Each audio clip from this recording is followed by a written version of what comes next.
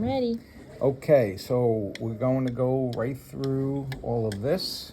So right here, guys, we have the primordial follicles. Okay.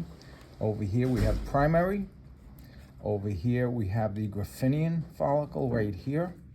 Now, once the Griffinian follicle matures, it's going to open up. This is called the corpus hemagiosum, which means it hemorrhaged out the egg. So the egg came out. And from there, this section here is going to go into the corpus luteum and then the corpus albicans, and it becomes a scar tissue. So that's how the egg actually breaks out of the ovary. And it's going to do that, once again, from one side to the other. Usually every month, guys, it will swap which side it comes out of, okay? So make sure you know these. You can identify those, okay? Same thing over here. So here we have the primordial follicles, okay?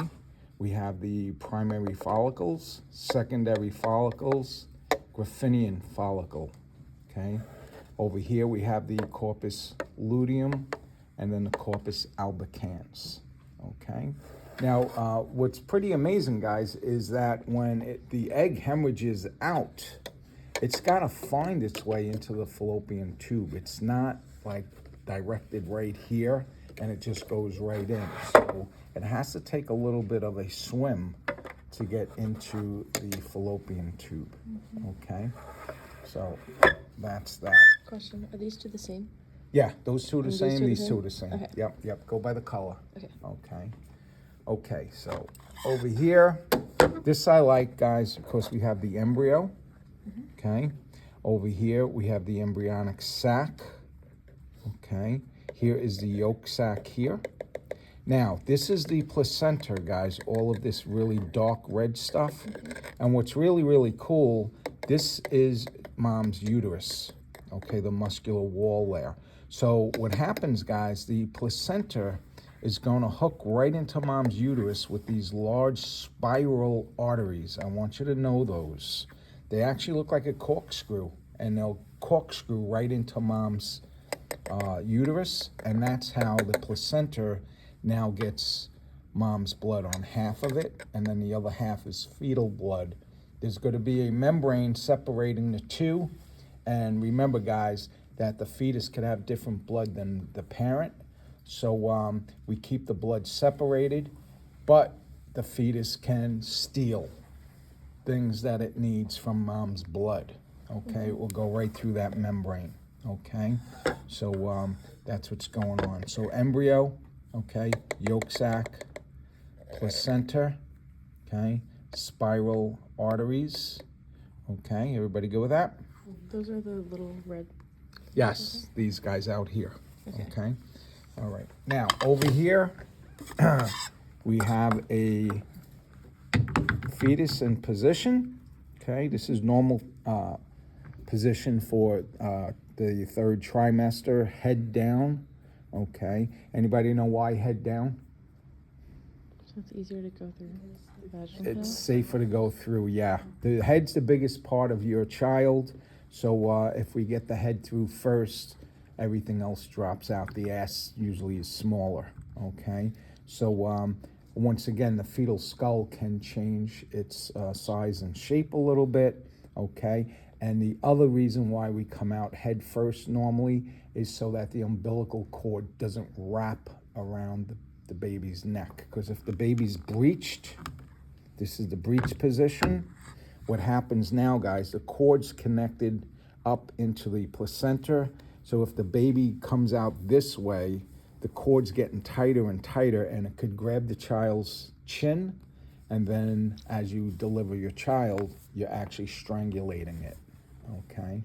So that's why the breech position, you got to be careful, you know, with delivering that way. Sometimes it happens, you know, but you know, today with the level 2 sonograms, they can tell right away what position your child's in.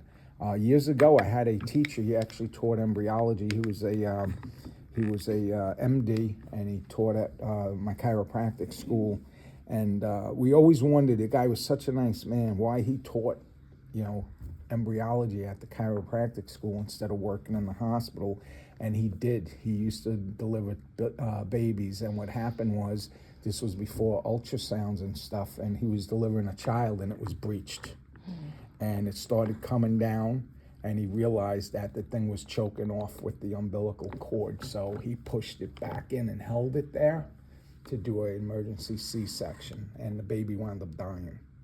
And I guess they sued the shit out of him, and it disturbed him so much that he couldn't practice anymore. So he went into teaching. Yeah, real nice guy. Shouldn't have happened to him. So this is the breech position here. That's the normal birthing position there. Okay. Now what we're going to have here, guys, this whole thing. Once again, that's the uterus. Here's the placenta.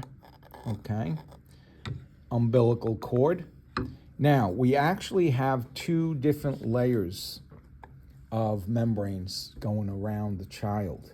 The inner layer is the amniotic sac. You might have heard of that. Okay. The outer layer of that sac is the chorionic sac. The chorion is much more fibrous. It's going to be more protective. Okay. The amnion is more delicate. And then in between the baby and the amniotic sac, of course, it's filled with amniotic fluid. Okay, everybody go with that? And the red is the embryonic. What's that? The red sac around it. Yeah, that ain't the sac. That's the endothelial cells. Oh, okay, there. okay.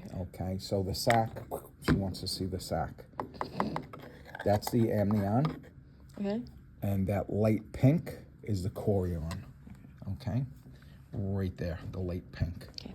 All right, so it's a double layered thing, just like most of our membranes. Okay, placenta, umbilical cord, umbilical cord. Okay. Cool. What do we call that? Embryo. No. Fetus. Fetus. Once it takes upon the look of a human, it is then called a fetus. Embryo. Okay. Fetus. Yeah, embryo. See here, guys, we can't tell if this is going to be an elephant, hippopotamus, a monkey. We have no clue, because we all go through a stage where we look the same. But once it takes on the humanoid form, it's now an embryo. A fetus. And a fetus, excuse me. After birth, guys, it's known as a neonate till the age of 2. So that's why in the hospital you'll see a neonatal division. Okay, so All right. Thanks. up to 2. So guys, test ain't going to be bad. Review, what did we start